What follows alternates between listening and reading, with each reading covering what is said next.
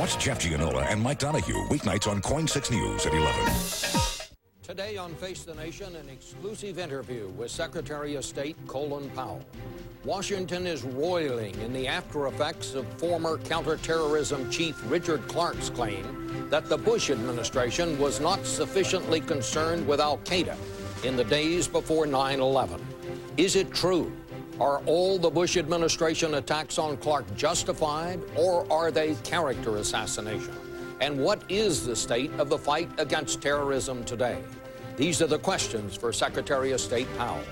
Karen Tumulty of Time magazine joins in the questioning, and I'll have a final word on another story that should not be forgotten, the latest misadventures of the U.S. Park Service. But first, Secretary of State Powell on Face the Nation.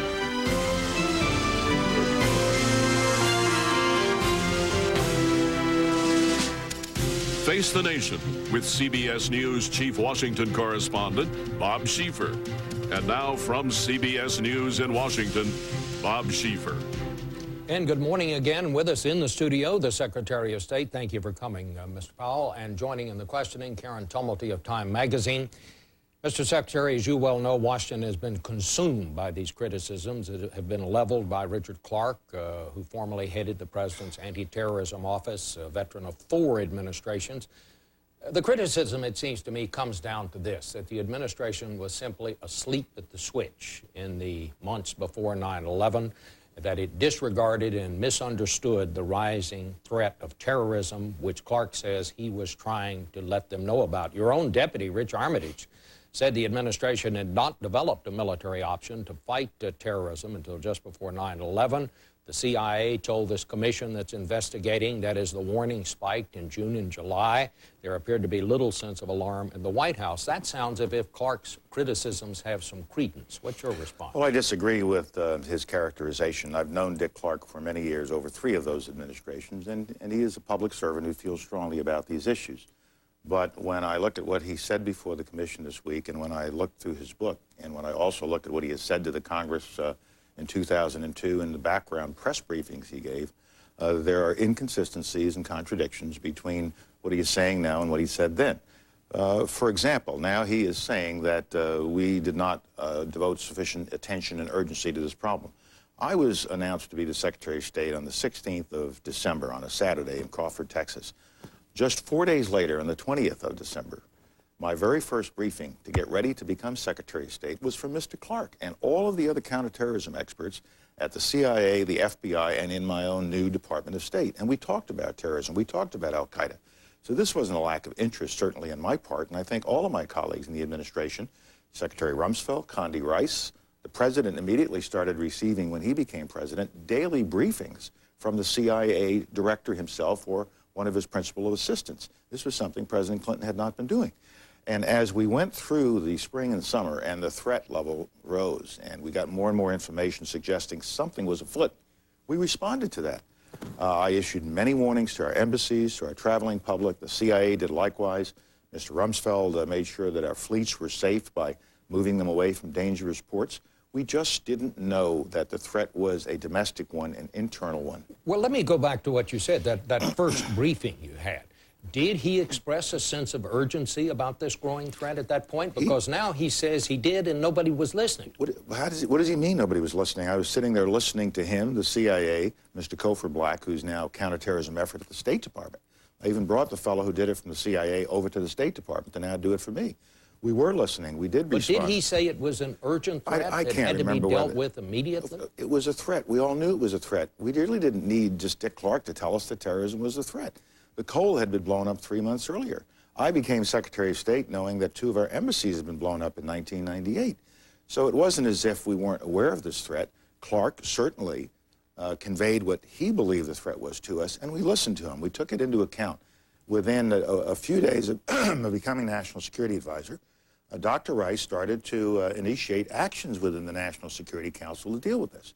That's why the President started getting regular briefings from the CIA, why I made myself available every morning at my staff meeting to my counterterrorism expert and to my intelligence people. We were not ignorant of the threat. Mr. Clarke's claim seems to be that, well, we didn't have enough meetings of the kind that he liked. Condi Rice and Don Rumsfeld and I spoke every morning at 7:15. I met with my experts every day at 8:30. We put out warnings throughout that period. So did the CIA. We began to review the bidding. With respect to where we were on the 4th of September, by the time we got to the 4th of September, there was a comprehensive plan, and there might have been some confusion about what Mr. Armitage was saying, but there was a military component to that comprehensive plan. It was in one of the annexes with the body of the plan as well.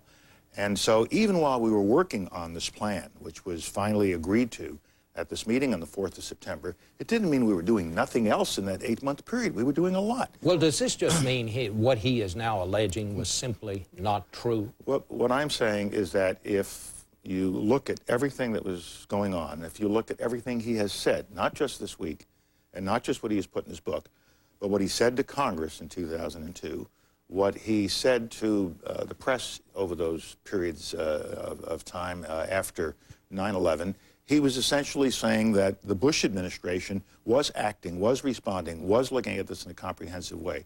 It is Dick Clark who is saying that we had shifted to the elimination of the threat from al-Qaeda. So these were not words that were being put in his mouth. And you can't simply say, well, you know, I was an administration official, I had to say that at the time. He was more than just an administration official being given a script. He wrote the script. He was the one responsible for this. The suggestion is sort of being left there that the Clinton administration were doing certain things that we sort of forgot all about when we came in, and that's not the case. They were not bombing Afghanistan and invading Afghanistan, and we suddenly said stop. They were not flying an armed Predator, and we said stop. There was no armed Predator at that time. They were not arming the Northern Alliance, and we said stop. All of those things began to happen during this administration after a period of 7 to 8 months, things that had not happened in the previous administration. Well, Mr. Secretary, a lot of people would, in fact, like to look at everything that was going on at the time. And the Republican leaders on the Hill go farther than you did. They say that there are not only inconsistencies with the testimony that Mr. Clark offered 2 years ago versus today, but that he actually perjured himself. And they have called upon the administration to declassify that testimony.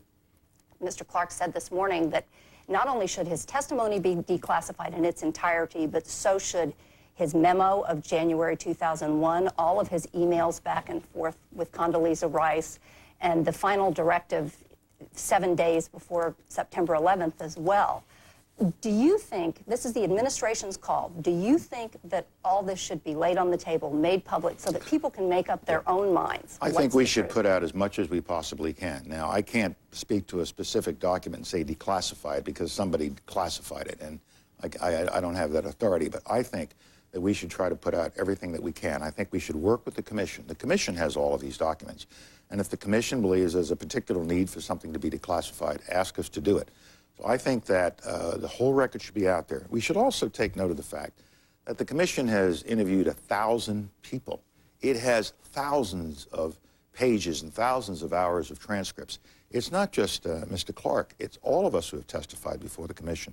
And as the Commission chair and vice chair said earlier this morning, as well as earlier during the week, let's wait until the Commission finishes analyzing all this information before we go to judgments and conclusions and decisions as to who might have done something right and who might have done something wrong. This is the role of the Commission, not the role of Mr. Clark and Mr. Clark's testimony. Well, one person who we haven't heard from in public is Condoleezza Rice, who says that she would like to testify. The administration makes the argument that officials who are not confirmed by the Senate should not be forced to go in front and tell publicly what their advice is to the president. But the fact is, when Tom Ridge was in a similar situation 2 years ago, the administration made that same argument, and then they changed their mind and they allowed him to testify. Do you think they should do that now? I'm not sure it was quite the same. I think it was a different set of circumstances, and what he actually did when he went on the Hill is quite different than what Dr. Rice is being asked to do. She's being asked to appear before congressionally mandated commission under oath, and there is a presidential authority problem here. I have been a national security advisor and a deputy national security advisor, and I wouldn't have done it during the time I was there working for President Reagan. The president has to have a unique and confidential and private relationship with his immediate staff. That does not apply to those of us who are confirmed by the Senate or appointed by the president with the advice and consent of the Senate. And that's a longstanding rule. It's a longstanding tradition and precedent, and I think it's served us well. However, Condoleezza Rice has given 4 hours of testimony. As the commission chairman and vice chairman said this morning, she answered every question. She was open. She's willing to spend more time before the commission. The president's going to spend time with the commission, and the vice president's going to spend time with the commission in private. And so I think that's the answer. She has answered all of their questions. But Lee Hamilton, who is the chairman of the commission, said this morning that he believes that the public interest in this issue overrides the legal arguments, the precedents, and the other arguments that the administration has been making to keep her from testifying in public. You don't agree with that? Well, I do understand Mr. Hamilton's position, and I respect his position. And he said it was the view of all of the members of the commission.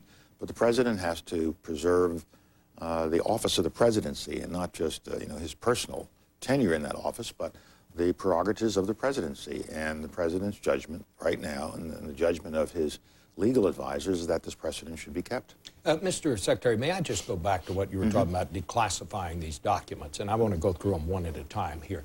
I understand what you're saying, that the agency that classified the material is the one that has the right to declassify it. But on the memo that Mr. Clark says he sent, warning the White House about this, that the terrorist threat was grave and needed to be dealt with, from what you know about it, you have no problem with declassifying that. I understand the authority to declassify may not be yours, but you don't have a problem with that? I'm not familiar with the specific memo. I'm not sure I've read the specific memo you're making a reference to, but my bias will be to provide this information in an unclassified manner, not only to the commission, but to the American people. We're not trying to hide anything, but we do have to protect sources and methods. I take it you have read the information, the briefing that he gave to the commission that is now classified, the briefing that he gave in private. You would not, from what you know of it? I have not read that. I have no access to what he might have said to the commission. He says, let's go ahead and declassify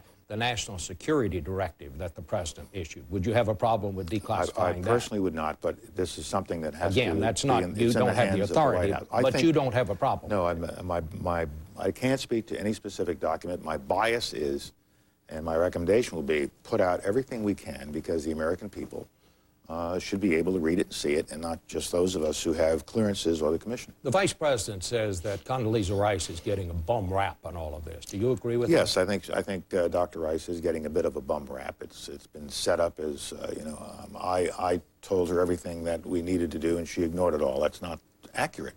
Condi was on this from the very beginning. She took action. We were aware of it. There were meetings. We regularly talked about this. When the Director of Central Intelligence got back in the habit of briefing the president every day, when you see what the commissioners found out on a very, very regular basis. The director, Mr. Tennant, or Mr. McLaughlin, his deputy, they were presenting the president information about the terrorist threat, and we were responding to that information. Unfortunately, we never got the information or intelligence that we needed to tell us that these 19 guys were in the country, and already there was a plot underway. And all the bombing of Afghanistan and chasing of Osama bin Laden, all things that we should do. And we turned our attention to that with a comprehensive plan. It would not have affected the fact that these 19 guys were already in the country plotting to conduct 9/11. Even Mr. Clark has said he does not believe that it would have stopped that. All right, let's take a break right here. When we'll come back, we'll talk about this some more and a couple other things.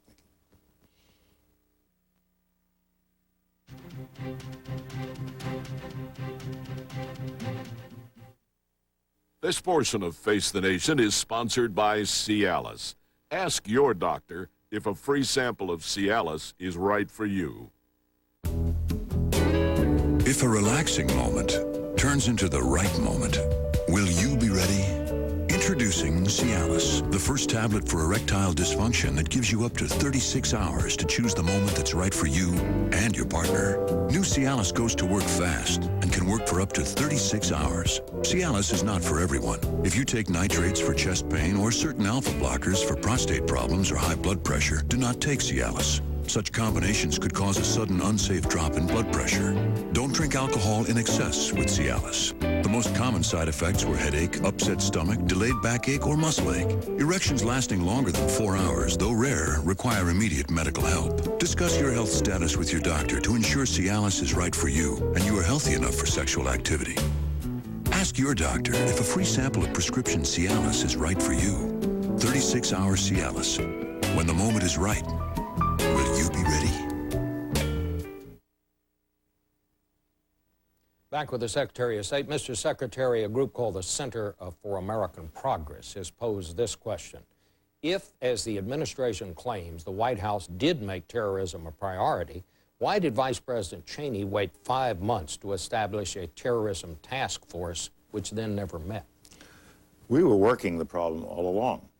It was being worked within the Department of State as I responded to the threat levels and as we prepared a diplomatic strategy to put more pressure on the Afghanistan regime and the regime in Pakistan. Mr. Rumsfeld was doing things to secure his forces around the world in response to the Cole. I was taking action to protect our embassies in response to our 2 embassies being blown up in 1998. There were a lot of actions underway and ongoing. The deputies were meeting on a regular basis, and it all came together when we had this NSPD ready on the 4th of September. But before the 4th of September, there were a lot of things that were taking place with respect to the task force. I can't answer the specific question. I'm not familiar with the Vice President says that that Mr. Clark was out of the loop. How could the anti-terrorism chief be out of the loop? I think the context in which Vice President Cheney said that was that there was a new loop that was in place, and that it was the Director of Central Intelligence who was speaking to the President every morning and giving him his intelligence information, and not just a book being sent in, as had been the case, I believe, under the Clinton administration. So there was a loop now that included the direct input of intelligence information to include threat intelligence information to the President of the United States, the Vice President of the United States. And everything that the President saw every morning, the Vice President saw, I saw, Condi saw, and Don Rumsfeld saw. We all saw it. Why would you not want the man who's supposed to be heading the anti-terrorism efforts to know about that? Why would there be a new loop? I have no idea what he claims not to know. I mean, he was doing his job. And this is where that was the Vice President who claimed that he did not know this stuff. Well, I think I've explained what the Vice President had in mind, but I'm sure he'd be willing to expand on what I've said. But here's the thing. He said that Mr. Clark was not part of the system, yet Mr. Clark was the key action officer, the key staff person in this, and he was making statements, providing testimony, giving background briefings. And if you look through 2002, the documents that have been made reference to, he was essentially being complimentary about the work that he was doing as part of the Bush administration and that the Bush administration was doing. And that's where I think there are some contradictions and inconsistencies that I hope will be explained as the Commission finishes its work. But we really have to wait for the Commission to finish this work. This shouldn't be a matter about Dick Clark and his book. This should be a matter about what the Commission is doing and what the Commission is doing to find out what really happened, what mistakes might have been made, what was done well, what was not done well, but more importantly, even for the Commission to tell us what we should be doing differently in the future. Well, Mr. Secretary, you say this shouldn't be about Dick Clark, and you have said that you know of no campaign to personally discredit him, and yet you have the President's official spokesman referring to this as Dick Clark's American grandstand. Both the press secretary and the Vice President have suggested that this is motivated by the fact that Dick Clark didn't get the job he wanted. The press secretary has also said that this is putting book sales and politics over policy. Are those warranted, and doesn't this amount to a campaign to discredit Dick Clark? To some extent, whenever you have a book come out in a time of high interest and tension, you have to say, I mean, how much of this is for book promotion or not? I really don't know. I can't answer that question. I do know that there are inconsistencies and contradictions here, and I do know that when these inconsistencies and contradictions are latched onto by people, as you saw them latched onto earlier this week and even before he testified, it is appropriate for those of us who are on the wrong side of these inconsistencies to respond to them. But do you think your fellow administration officials, including as high as the Vice President, should be attacking Mr. Clark's motives in doing this? I don't know what his motives were. I don't know what what the Vice President feels about this, and he and I have not talked about it. I think right now what we ought to do is get through this week of high drama and high tension with respect to Mr. Clark's testimony and with respect to his book, and let the commission get on with its work, continue interviewing people, see what they have learned from the 1,000 people they've already interviewed, the thousands of pages of documents that they have. It's been a fascinating week of charge, countercharge, debate, back and forth. Now I hope we can get beyond this and let the commission get back to its work. What would you say, Mr. Secretary, is the most serious inconsistency that you have found? In my judgment, it is the charge that somehow the administration that was leaving office, which focused on law enforcement and diplomatic activities, was dealing with this problem with greater energy and urgency and immediacy than the new administration coming in. I'm sorry, that is not the case. Mr. Clark may not have been happy with the kinds of meetings that were being held, which meetings he went to, but this president was seized with the problem. And you've seen this one little statement from the president where a few months in, when we were going over this, he said, "I'm tired of swatting flies." He said this in response to the intelligence information he was getting from the director. He said, "Come on, let's go, let's go." And we did. I mean, it may sound trivial when I say that, well, I was putting out threat advisories, but that is what you do in response to terror threats. We did not ignore the threat as we understood the threat to be.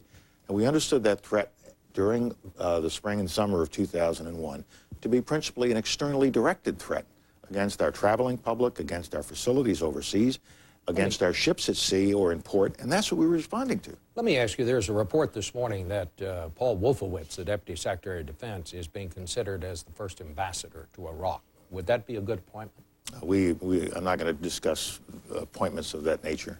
Do you believe, all right, do you believe that at this point Iraq is safe enough that we can actually hand it over to Iraqi control on schedule, which is less than 100 days from now? I think we're moving along well. We have an administrative law in place. It's kind of a precursor to a constitution. People are still debating it, but it's in place, approved by the governing council. Ambassador Brahimi, the very distinguished UN representative, will be heading back soon to begin conversations with the Provisional Authority and the Governing Council on what the nature of the interim regime should be. And I'm hard at work with my staff right now, planning on transitioning to an embassy structure on the 1st of July. Do you think the assassination of the Hamas leader by the Israelis increases the threat of more terrorism? The threat of terrorism is always there. Hamas is a terrorist organization, and I was troubled, as we said. We were troubled by this assassination because we are concerned about the consequences of the assassination. We said so. And we have said to both parties, this is the time to end this cycle. People don't like to say it's a cycle, but I'm afraid that's what it is. It's time to end this, but it has to begin with greater effort on the part of the Palestinians to bring terror under control. We have to stop there. Mr. Secretary, thank you so much for a very candid interview. Thank you, sir. Back with the final word in just a minute.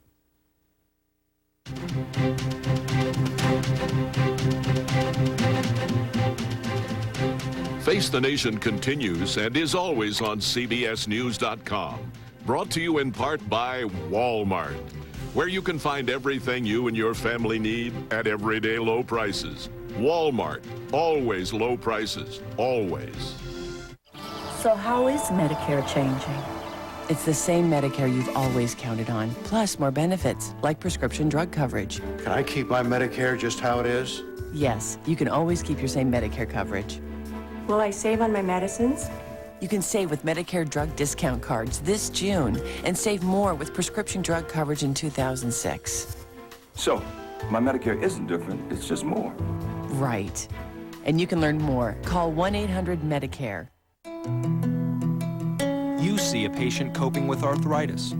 At Franklin Templeton, we saw a reason to invest early in what became the world's largest biotech company. Providing healthy returns for fund shareholders by spotting growth opportunities ahead of the pack requires a unique perspective, one that's made Franklin a leading equity fund manager for over 50 years. Franklin Templeton Investments. Gain from our perspective. Arthur Winston is 98 and still working. You heard right, 98. So what's the secret of his success? He'll tell you Monday on the CBS Evening News with Dan Rather. Finally today, when a big story like the terrorism hearings comes along, it consumes Washington. Other good stories get pushed aside and forgotten. Well, here is one of those lesser stories that should not be pushed aside because it is just so outrageous.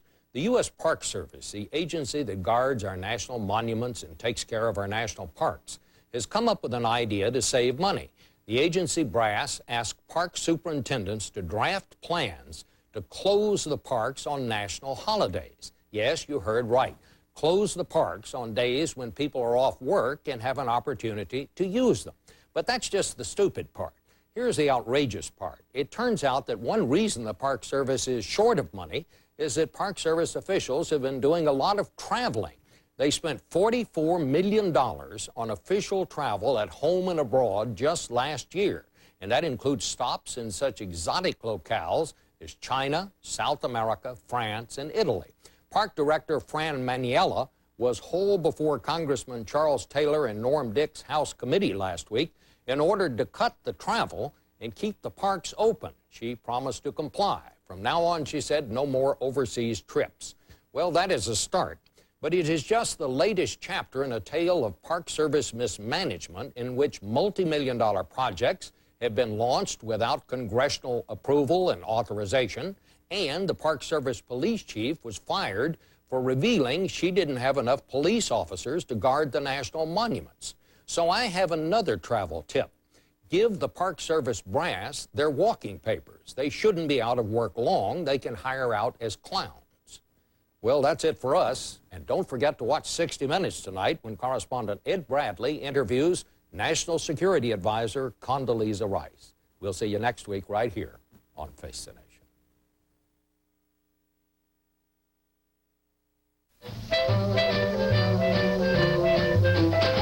Blue skies smiling at me, nothing but blue skies do I see. HP Services and Technology help the world's great companies face, manage, and love change. Singing a song, nothing but bluebirds. HP. Invent.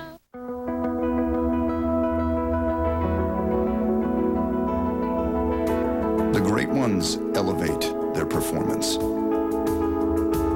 On the biggest stages, with the highest stakes, they're able to summon something extra, and by sheer will, produce wonders.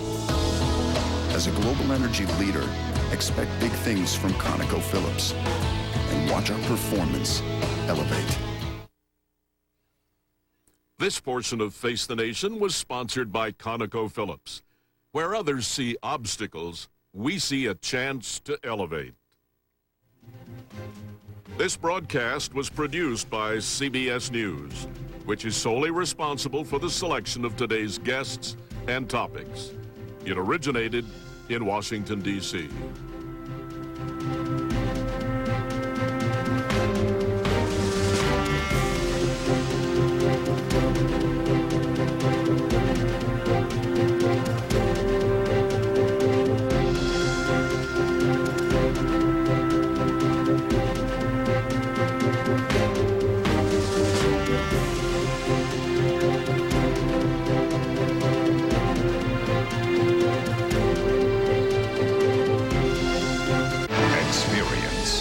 CBS News.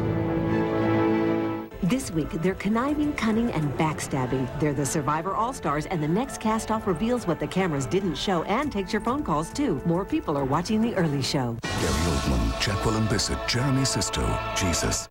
Right now at Key Home Furnishings in Lake Oswego, we're finishing our end-of-winter clearance sale. Our everyday low prices are guaranteed to be the best prices for up to 30 days after you make your purchase. Better than department stores, outlet stores, or even liquidation sales. And right now, we are offering an additional 30 to 70% off those low prices on hundreds of items store-wide. Like a sofa you would compare out for over $1,000 will now cost you under $400. But don't wait. Hurry in. Discover the difference at Key Home Furnishings. Thank you. Looking for a home equity line of credit? Then apply for an Equity Flex line of credit from Portland Teachers Credit Union. Equity Flex rates start as low as 2.74%. You'll get a credit decision within minutes of applying. And you can have your funds in as little as a week. Remember, you don't have to be a teacher to be a member of Portland Teachers Credit Union.